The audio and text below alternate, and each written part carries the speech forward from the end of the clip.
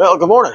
Welcome back to another episode right here at Mike's Mods and Customs with another episode of Sunday Morning Model Cars and Coffee. I forget what episode number this is. I should probably look back and check. I bet you we're around 25 or so. I don't really have a whole heck of a lot to show this week, but I'm going to talk a little bit about model shows. So yesterday, Saturday, was the NNL East, and I didn't go. I had to work. So another year passed. Maybe next year I can get it some time off and go. We'll see. Never been. I'll get there one day. But next Sunday, we have a local model show. I'll throw the flyer in right here so you can take a look. That's right.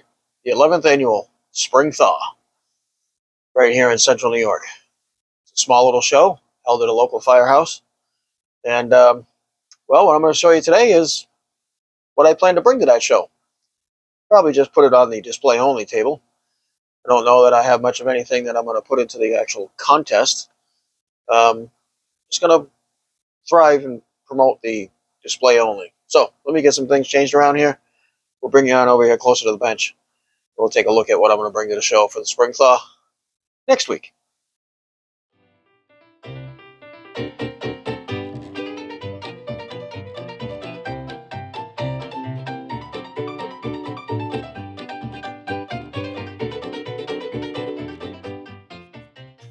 All right, so a little bit of a different display for it. What we're here to show you.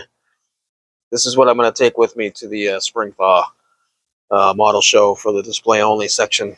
This is the second gen Camaro rebuilder that I did. You guys might have seen the video of it. I think the paint on this thing came out pretty good. Nowhere near like show quality good, but pretty decent. I went back and made some modifications to the rear suspension to raise it up a little bit. So that's going to come along with us. Then I got this guy that I did. This was a entry into Mars Garage Rust Bucket Challenge one year. It's a early 70s, 71, 72 Chevy Monte Carlo that I completely rusted out, rotted out, broke the window, cracks, and my first experiment with making a tarp out of tissue paper.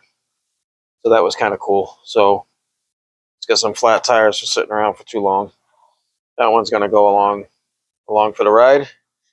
And then one of my favorite builds I did. This is the Old Pro Nova. Most of you know the kit very well. Very proud of the way that this came out. A lot of customizing work on this thing. I pushed myself to the extreme.